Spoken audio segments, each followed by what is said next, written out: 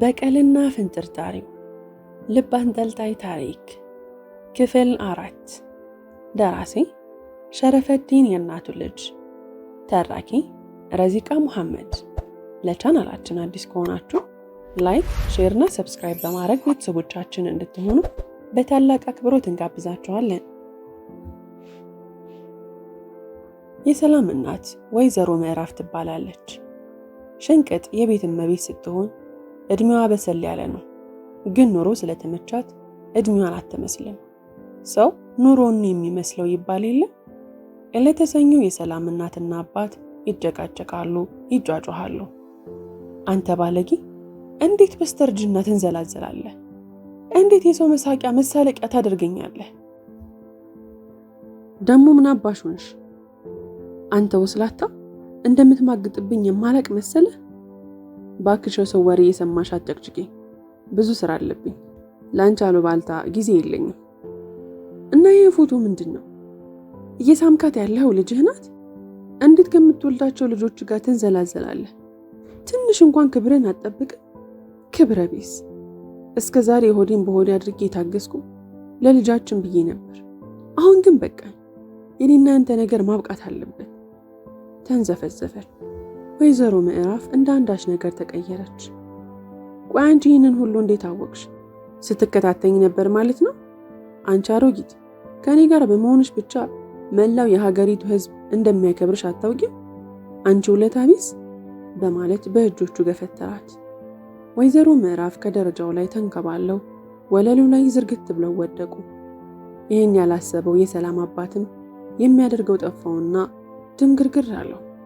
እንደምንም ራሱን አንቀሳቅሶ የግቢውን የጥበቃ ሰራተኛ ጠራና ለሁለት ተረባርበው የካቲት ሆስፒታል አደረሷት። የሆስፒታሉ ዶክተርና ነርሶች የወይዘሮ ምዕራፍን ነፍስ ለማትረፍ እየተንጋጉ ወደ ድንገተኛ ክፍል ገቡ። ከሰዓታት በኋላም ነፍሷን ታድገዋት የድንገተኛው በር ተከፈተ። ዶክተሩ እንደወጣ አካባቢውን በመቃኘት የወይዘሮ ምዕራፍ ቤተሰብ የት አሉ ሲል ጠየቀ። የሰላም አባትም ከመንደር ዳር ባልተናነሰ እየሄደ ዶክተር እኔ ነኝ፣ እንዴት ናት ሲለው ተከተለኝ፣ ቢሮ እንግባና እንነጋገር አለው። ከፊትና ከኋላ በመሆንም ተከታትለው ቢሮ ገቡ። እባክህ ተቀመጥ። እሺ አመሰግናለሁ። ከታካሚዋ ጋር ምንድነው ዝምድና? ባለቤቷ ነኝ። እንግዲያውስ መነጋገር እንችላለን። ይኸውልህ የባለቤት ነፍስ ለጊዜው አቆይተናታል። እንዴ ምን ማለት ነው አቆይተንላታል? ህይወቷ አደጋ ውስጥ ነው እንዴ? አዎ ካልፈጠንን እንዳልከው ነው። የልብ ምቷ ከተስተካከለ በኋላ የተለያዩ ምርመራዎችን አድርገንላታል። የምርመራው ውጤት ግን መጥፎ ነው። ስትወድቅ ክፉኛ በመመታቷ የጭንቅላት ደም መፍሰስ አጋጥሟታል። ምን ለማለት ፈልገ ነው? እስቲ በግልጽ ንገረኝ። በፍጥነት ቀዶ ጥገና ካልተደረገላት አትተርፍም። ዶክተር የሚደረገውን አድርጉና ሚስቴን አድኗል። የገንዘብ ችግር የለብኝም፣ ብቻ አትርፉልኝ። የቻልነውን ሁሉ ለማድረግ እንሞክራለን፣ ግን እዚህ ሰነድ ላይ መፈረም አለብህ። ዶክተሩ ሰነዱን አስፈርሞ እንደጨረሰ ነርሶችንና ለቀዶ ሕክምናው የሚረዱ መሳሪያዎችን በማስተካከል ወደ ወይዘሮ ምዕራፍ ክፍል ዘለቀ። የሰላም አባትም ልጁ ስለ እናቷ ሁኔታ ማወቅ አለባት ብሎ ስላመነ ደወለላት። ሰላም ትምህርት ላይ ስለሆነች ሲጠራ እያየችው ችላለችው። ደጋግሞ ሲጠራ ግን አሳሳቢ ነገር እንደሆነ በመገመት መምህሯን አስፈቅዳ በመውጣት አነሳችው። አባ ትምህርት ላይ ከሆኜ ነው ዝም ያልኩ። ደጋግመ ደወልክ፣ በሰላም ነው አለች ስልኩን አንስታ። ልጄ አላት ሲቃ በተናነቀው ድምፅ። እንዴ አባ ድምፅ ልክ አይደለም፣ ምን ተፈጠረ? ተረጋጊ ልጄ፣ ቀላል ነው። እናትሽን አሟት የካቲት 22 ሆስፒታል ነው። ሁሉንም ስትመጪ እነግርሻለሁ። ሰላም እቃዋን ክላስ ባለበት ትታ ወደ ሆስፒታሉ እየበረረች ሄደች። አባቷን ኮሪደሩ ጋር ስታየው እየሮጠች ሄዳ ተጠመጠመችበት። አባ ምን ሆና ነው እማዬ? የት ነው ያለችው? ጭምቅ አድርጎ ያዛትና ደም ግፊቷ ጨምሮ ድንገት ከደረጃው ላይ ወድቃ ተንከባለለች። ምን እና አሁን እንዴት ናት? ሄደን እንያታ አሁን ማየት አይቻልም። ለምን? ጭንቅላቷ ውስጥ ደም ስለፈሰሰ ቀዶ ጥገና ላይ ናት። ሰላም ይህንን ስትሰማ የሆስፒታሉ ወለል ላይ ተንፈራፈረች። ወዲያውኑም ራሷን ስታ አንዱ ክፍል ጋር አልጋ ያዘች። ሰላም ከሰዓታት በኋላ ስትነቃ በሰመመን ውስጥ ገብታ ከመኝቷ ተነሳችና 1-2 እርምጃ ተራመደች። ግን የሆነ ነገር እጇን ከብዷታል። እንደፈለገችው አላንቀሳቀስ አላት። በትኩረት አይኗን ገልጣ ስታይ እጇ ላይ መርፌ ተሰክቷል። ቀና ስትል ለሰዓታት ስትጠጣ የነበረችው ግሉኮስ ተመለከተች። አባቷ በር ላይ ስለነበር ኮሽታ ሲሰማ ወደ ውስጥ ዘለቀ። አባ፣ ምንድነው ነገሩ? ምን ሆኜ ነው? ራስሽን ስተሽ ነበር። አሁን አትንቀሳቀሺ፣ ትንሽ ረፍት አድርጊ። እማ ምን ሆነች? ገና አልጨረሱም። አሁንም ቀዶ ሕክምናው ላይ ናቸው። እማ እዛ ተኝታማ እኔ ረፍት አላደርግም። ክንዷ ላይ የተሰካውን ግሉኮስ በጥሳ ጣለችው። እንዴ ሰላሚ፣ ምን እያደረግሽ ነው? አሳልፈኝ ልውጣበት። አባቷም እንደማትሰማው ስላወቀ ሊቃወማት አልፈለገም። ተከታትለው ሄዱ። ዶክተሮቹ ቀዶ ሕክምናውን ከጀመሩ 4 ሰዓት ቢያልፍም እስካሁን እንዲህ ናት የሚል ነገር የለም። ታዲያ በዚህ መሃል ድንገት ወከባ ተፈጠረ። ተጨማሪ ዶክተሮችና ነርሶችም ወደ ወይዘሮ ምዕራፍ ክፍል እየተሯሯጡ ገቡ። በዚህ ጊዜ ሰላምና አባቷ የሚይዙትን የሚጨብጡትን አጡ። የሰላም አባት አረ ባለቤቴ እንዴት ነች? አንድ እንኳን ያለችበትን ሁኔታ የሚነግረኝ ሰው ይጥፋ እያለ ያጓራል፣ ይጮሃል። ሰላምም ግድግዳውን ተደግፋ ታነባለች። ከተወሰኑ ደቂቃዎች በኋላ አንዲት የተባረከች ነርስ ወጣች። ጭንቅላታቸውን አይታ ስለተረበሸች ሙያው ባይፈቅድላትም ወደ እነሱ አመራች። አይዟችሁ፣ አሁን ሁሉም ተረጋግቷል። ቀዶ ጥገናው እየተካሄደ ሳለ ደሟና ስኳሯ ከፍ ብሎ የልብ ምቷ ቆመብን ነበር። ፈጣሪ ሲረዳት አሁን ወደ ቀድሞ ተመልሳለች ብላ ጭንቀታቸውን አረገበችላቸው። ዶክተሩ 8 ሰዓታትን የፈጀው ቀዶ ጥገና አጠናቆ ወጣ። ሲወጣም ዶክተር እንዴት ነህ ታዲያ? ቀዶ ሕክምና የተሳካ ነበር። ጭንቅላቷ ውስጥ የፈሰሰውን ደም ማስወገድ ችለናል። ግን አላስጨረሱትም። ግን ምን ዶክተር?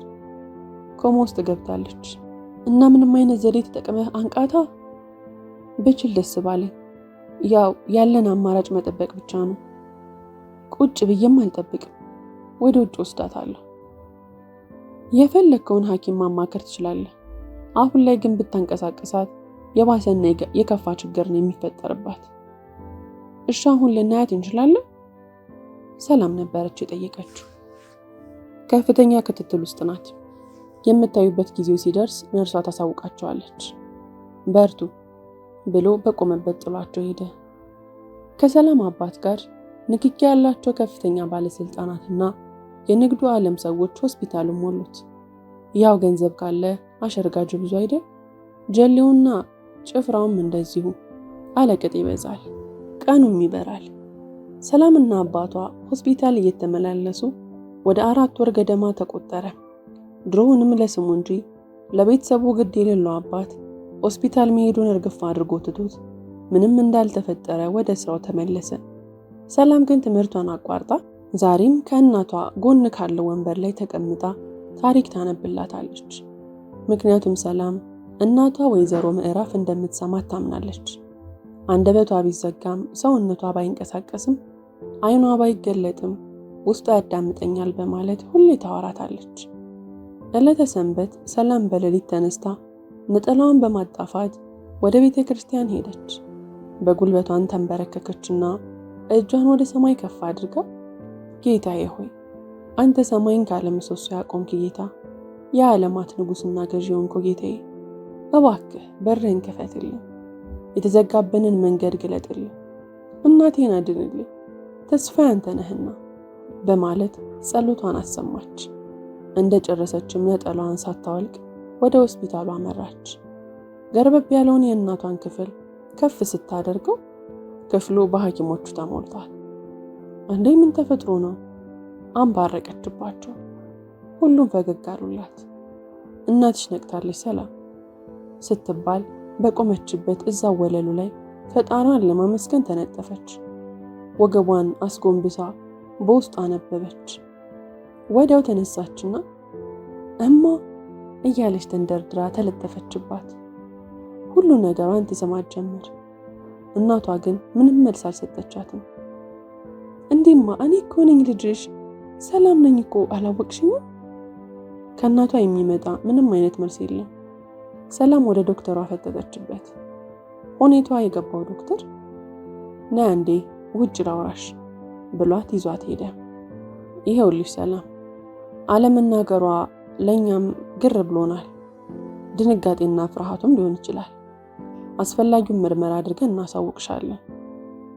ከዶክተሩ ጋር እንደተለያየች ለአባቷ ደወለችለት። ሄሎ ሰላሜ፣ አዲስ ነገር አለ አለ። አዎ አባዬ፣ እናቴ ነቅታለች። እንዴት ደስ ይላል። በቃ እዛው መጣሁ። ስልኩ ተዘጋ። አንዱ ጣጣ ሲያልቅ አንዱ ይተካል። ነቃችልኝ ብዬ ስደሰት ወዲያው ይከፋኛል። ቢሆንም በፈጣሪ ተስፋ አልቆርጥ። ይሄንንስ ማናየበት? በሂደት ደግሞ ትናገር ይሆናል። በውስጧ እያንሰላሰለች እናቷ ጋር ሄደች። ከአልጋው ጫፍ ላይ ተቀምጣ እማ አሁን ወደ ቤትሽ እንወስድሻለን እያለች እጆቿን ሳመቻቸው። ወይዘሮ ምዕራፍም ልቀፍሽ በሚመስል እጇን አንከረፈፈችው። ሰላምም እጉያ ውስጥ ተወሸቀች። የሰላም አባት እንደደረሰ ምርመራው ተጠናቆ በነርሷ ተጠሩ። ዶክተሩ ፊት ላይ ጥሩ ነገር አይነበብም። ጭምት አድርጎታል። አኳኋኑ ያለ አማራት ሰላም ምርመራው ምን ያሳያል ዶክተር አለችው። አዝናለሁ፣ ወይዘሮ ምዕራፍ መናገር አትችልም። ግራ የተጋባው የሰላም አባት ቆይ እንዴት ሆኖ? ራሷም በመመታቷ ከመናገሯ ጋር ምን ያገናኘዋል? እንደ መሳቅ አደረገው። ሰላም ዝምቷን መርጣለች። ብቻ ሁለቱም ጉንጮቿ በእንባ ረጥበዋል። ዶክተሩም ተረጋጉ፣ ችግሩ ይህ ብቻ ቢሆን ጥሩ ነበር። ሌላ ደግሞ ምንድን ነው በማለት ሁለቱም አይን አይኑን የመውጋት ያህል እየተመለከቱ የከንፈሩን እንቅስቃሴ ይመለከቱት ጀመር። ዶክተሩ የደረቀውን ጉሮሮን ለማርጠብ ውሃ በብርጭቆ ቀዳና በአንድ ትንፋሽ ጭልጥ አደረገው። ምን መሰላችሁ? ወይዘሮ ምዕራፍ መራመድ አትችልም። ምን? የሰላም አባት በድንጋጤ ቁጭ ብድግ አለ። ሰላም ተስፋ በቆረጠ ስሜት ውስጥ ሆና ባለችበት ወለሉ ላይ በቂጧ ዘርፈጣለች። ዶክተሩ እንዲረጋጉ ለሁለቱም ውሃ በብርጭቆ ሰጣቸው። እና ምን ተሻለ ዶክተር? ስትወድቅ የጀርባ አጥንቷ ስፓይናል ኮርዷ በመመታቱ ነው ለዚህ የተጋለጠችው። ተረጋጉ። አሁን ወደ ዶክተር ውድነህ አመራሃለሁ። ቴራፒስት ላይ የተሻለ ሐኪም ነው። ከበፊቱ ይበልጥ ጠንካራ መሆን አለባችሁ። ስነ ልቦናውም እንዳይጎዳ እንክብካቤና ፍቅር ልታሳዩት ይገባል። እሺ ዶክተር፣ ግን መቼ ይዘናት ልንወጣ እንችላለን? ከ2 ቀናት በኋላ። እሺ እናመሰግናለን። ሰላም መጠየቅም ሆነ መናገር አልቻለችም። ሰማይ በአናቷ የተደፋባት ያህል ጨንቋታል። ከዶክተሩ ክፍል ከወጡ በኋላ የሰላም አባት በውስጡ ያንሰላስላል። ምን ነው እንደወደቀች ትንፋሿ ጸጥ ባለ። ምን አይነት መከራ ያመጣችብኝ? ዊልቸር ተደግፋ የሰው መሳቂያና የሚዲያ አርዕስተ ዜና ልታደርገኝ ነው አይደል? አንድ ነገርማ ማድረግ አለብኝ አለና ስልኩን አውጥቶ ካሊፎርኒያ ያለው ወዳጁ ሰለሞን ጋር ደወለ። ስልኩ ይጠራል ግን አይነሳም። በስጨት አለና ሰላሜ፣ አንቺ ሂጂላት ከእናትሽ ጋር፣ እኔ ስለ እናትሽ ጉዳይ ዘዴ ልፈልግላት አላትና ግንባሯን ሳማት። እንዴ አባ፣ እስካሁን እኮ ነቅታ አላየሃትም። ምን መሰለሽ ሰላሜ፣ እናትሽ ምን ያህል እንደምወዳት ታውቂያለሽ። እንደዚህ ሆና በምን አቅሜ ልያት? አጠገቧ ሆኜ ብነፋረቅና ስሜቴ ሲረበሽ ብታይ የምትጎዳ አይመስልሽም? ባይሆን ታዋቂ ስፔሻሊስቶችን ላናገርና እፎይታ ይኖራል። እሺ አንተ እንዳልክ። ቻው በቃ አባዬ፣ እወድሃለሁ። እኔም እወድሻለሁ የኔ ልዕልት። ቻው፣ እናትሽን ተከባከቢያት። ነገ እመጣለሁ። የሰላም አባት ፈረስ የሚያስጋልበውን ቢሮውን ከፍቶ በተሽከርካሪ ወንበር ላይ ፈልሰስ ብሎ እየተቀመጠ ቫይብሬት ሞድ ላይ ያለውን ስልኩን ነዘረው። ከኪሱ አውጥቶ ሲያየው ቅድም የደወለለት አሜሪካ ያለው ወዳጅ ነው። ሄሎ ወንድሜ፣ የጠፋ ሰው ምን ሆነህ ነው ስልክ የማታነሳው? እንደዛ ደጋግሜ ስደውልልህ። ዛሬ ደግሞ ጠንከር ብለህብኛል። ሻወር ልወስድ ገብቼ ነው። እዚህ እኮ በበጋ ሙቀቱ አይቻልም። ለመሆኑ በሰላም ነው? ሚስትህስ እንዴት ናት? ምን ሰላም አለ? በሰው ጉዳይ አይደል መደወል? እሺ ምን ልርዳህ ወንድሜ? ምን መሰለ ነቅታለች፣ ግን መራመድም ሆነ መናገር አትችልም። ስለዚህ የተሻለ የፊዚዮቴራፒ ሕክምና የምታገኝበትን ሆስፒታል አፈላልገህ ሁሉንም ነገር ጨርሰህ እንድትጠብቀኝ ነው። እሺ አታስብ፣ በኔ ጣለው። ዛሬውኑ ጀምራለሁ። ከዚህ ጉድ አውጣኝ ወንድሜ። ቢያንስ በ15 ቀን ውስጥ መምጣት ይኖርብናል። ሁሉም ነገር እንዳለቀ ቁጠራ፣ አትጨነቅ። በል ደህና ሁን። ስልኩን እንደዘጋው ቢሮውን ቆለፈና ወጣ። ሹፌሩን ደውሎ አስጠራና ከኋላ በቄንጥ ተቀምጦ ወደ ፒያሳ አመራ። ለዲታዎች ተብሎ በከፍተኛ ሚስጥር በተዘጋጀው ድብቅ ቤትም ጎራ አለ። ከአንዲት ልጃገረድ ጋርም ሊጫወት ይሆናል። ሰላም ወደ እናቷ ክፍል ስታመራ በሙሉ ፈገግታ ነበር። ውስጧ ቢጨልምም ፈገግ ማለትን ታውቅበታለች። ፍልስፍናውም የጠቀማት ይመስላል። እንደገባች ከጎኗ ቁጭ አለችና ጁስ በብርጭቆ ቀዳች። ከዛም አንገቷን ቀና አደረገችላትና እማ አንቺ ጠጪ፣ ፈሳሽ እኮ ያስፈልግሻል አለቻት። ወይዘሮ ምዕራፍን ፈገግ አለችና በደስታ ጠጣችላት። መልሳ አደራድራ አስተኛቻትና እንደተለመደው ታሪክ ልታነብላቸው መጽሐፏን ከቦርሷ አወጣች። እማ ዛሬ የማነብልሽ ስለ አንድ ያልታደለ አባት ታሪክ ነው። እናቷም አንገቷን በመነቅነቅ እንድትጀምር ጋበዟት። በድሮ ጊዜ ድህነት እጅ የጎዳቸው 2 ጥንዶች ነበሩ። የሚተዳደሩት ባልየው በቀን ስራ ለፍቶ በሚያመጣት ትንሽዬ ሳንቲም ነበር። ምሳ በልተው እራት የማይደግሙበት ጊዜም አለ። ፈተናቸው ሲበዛ ደግሞ ፈጣሪ ልጅም ከለከላቸው። የበላነውን በልቶ ያድጋል፣ ልጅ የፈጣሪ ነው፣ ፈጣሪ ያሳድገዋል ብለው ለመውለድ ቢፈልጉም ብዙ ጊዜ ቢሞክሩም አልሳካ ይላቸዋል። በኑሮና በልጅ ያልታደሉ ባልም በብስጭት ሲበዛበት በሚያገኛት ሳንቲም አረቄ መጠጣትና እየሰከረ ወደ ቤቱ መግባቱን የዕለት ዕለት ተግባሩ አደረገው። ምንም የተለወጠ ነገር ሳይኖር ዓመታት ነጎዱ። የሆነ ጊዜ በኋላ ግን ሰውየው ቀስ በቀስ ጤናውን አጣ። ሁሌም ይጠጣል፣ ሁሌም ደም ይተፋል። በመጨረሻም አልጋ ይዞ ቤት ውስጥ ለመቅረት ተገደደ። የፈጣሪ ተአምር ግን የአልጋ ቁራኛ ከመሆኑ በፊት ያደረጉት ሙከራ ሰርቶ ሚስቱ በጊዜ ቅሪት ሆና ነበር። ሳይጠበቅ ሆዷ እያፈጠጠ መጣ። እንዳረገዘችም አወቁ። ነገር ግን ምን ያደርጋል፣ አባትየው ፈጣሪን በትዕግስት ባለመጠበቁና ተስፋ በመቁረጡ አጉል ሱስ ውስጥ ገብቶ ባመጣው መዘዝ የሚጠብቃትን ልጁን በአይኑ ለማየት ሳይበቃ እስከ ወዲያኛው አሸለበ። ሰላም ታሪኩን አንብባላት እንደጨረሰች መጽሐፉን ከደነችና አየሽማ፣ በፈጣሪ ተስፋ ይቆረጥ፣ ፈጣሪ ፈተናን አያበዛ፣ የተሻለ ህይወትን ሊሰጠን ቢሆን እንጂ። ስለዚህማ ለኔ ስትይ ተስፋ እንዳትቆርጭ፣ በቅርቡ መናገር እንደምትጀምሪ ዶክተሩ ነግሮናል አለቻት አይን አይኗን እያየች። እናቷ ወይዘሮ ምዕራፍ እሽቷን በፈገግታ መለሰችላት። ሰላም እማ አንድ የመጣው እሺ፣ ነርሷን ጠርቼ ግልኮስሽ ስላለቀ ትቀይርልሽ፣ በዚያውም ካርድ ልግዛ አለችና በሩን ገርበብ አድርጋ ወጣች። ወይዘሮ ምዕራፍ ሽንቷ ወጥሯ ስለነበር የሽንት ፊኛዋን ማስተንፈስ ስለፈለገች የተሰካካበት መርፌ ከእጇ ላይ ነቃቅላ ቀኝ እግሯን አስቀድማ ለማቆም ስትሞክር እንደ ሕፃን ልጅ ሽብልል ብላ ወደቀች። ግሉኮሱን እንድትቀይር የተነገራት ነርስ ክፍል ውስጥ የተተረማመሰ ድምፅ ስትሰማ ፍጥነቷን ጨምራ ስትገባ ወይዘሮ ምዕራፍ ወድቃለች። ሌሎች ነርሶችን ጠርታ ተጋግዘው አልጋዋ ላይ ያስተኟትና ክንዷ ላይ የሚሰካኩትን መርፌ በሚገባ አስተካክለው መድኃኒት ሰጧት። ሰላም ከውጭ ስትገባ ከምትንከባከባት ነርሶች ሌሎቹ ስለሄዱ ብዙም ግራ አላላትም። ሲስተር እስክመለስ እናቴን ስለጠበቅሽልኝ አመሰግናለሁ አለቻትና ስትቀመጥ ግን ደነገጠች። የእናቷ ፊት በእንባ ታጥቦ ነበር። ተስፋ የቆረጡት የእናቷ አይኖች እንባ ያለማቋረጥ ያፈልቃሉ። ሰላም ግራ ተጋባች። እንዴማ ምን ሆነሽ ነው የምታለቅሽው? ሲስተር ምን ሆናብኝ ነው? ምን ተፈጥሮ ነው? አንቺ ነግረሽኝ እንደመጣው እናትሽ መሬት ላይ ወድቃ አገኘኋት አለቻት። አሁን የእናቷ ፊት ለምን በእንባ እንደረጠቡ በደንብ አድርጎ ገባት።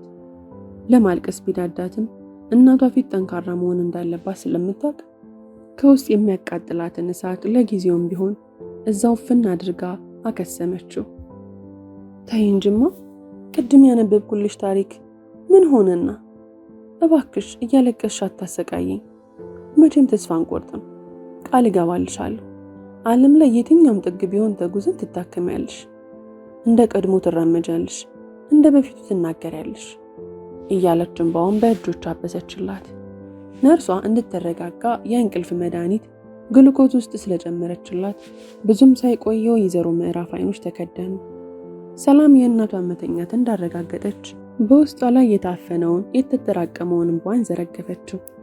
በ15 ቀን ውስጥ ለመሄድ የታሰበው ጉዞ ሁሉም ነገር በፍጥነት ስለተጨረሰ ሳምንት ባልሞላ ጊዜ ውስጥ ሰላምና አባቷ ወይዘሮ ምዕራፍን ይዘው በካሊፎርኒያ ሰማይ ላይ አንዣበቡ። ካሊፎርኒያ ፊዚዮቴራፒ ሜዲካል ሴንተርም ታካሚዋን በመጠበቅ ላይ ነው። ክፍል 5 ይቀጥላል። ታሪኩን ከወደዳችሁት ላይክ፣ ሼር፣ ሰብስክራይብ ማድረጋችሁ እንዳትረሱ። ስለምትከታተሉንና ከኛ ጋር ስለሆናችሁ ከልብ አድርገን እናመሰግናችኋለን።